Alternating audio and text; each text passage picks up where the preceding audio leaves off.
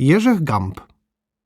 Poprawcie ani nie wiem, kiedy mi to miano dał, ale można czuł, żech je inakszy. Bo każdy na tym świecie, kto je inakszy, ma z czymś w żywobyciu snadniej. Ale zresztą, a one jedycki więcej, mo fest ciężej. Z tą inakszością je kupa utrop. No ale co to znaczy utropy?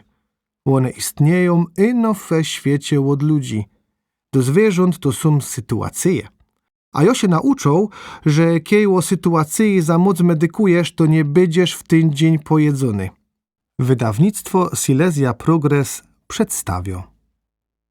Filip Rożek, Gamp. Pies, co nauczą ludzi żyć. Śląski przekład Kamil Czajiński.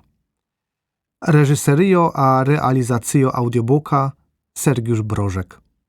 Czyto Marcin Liber.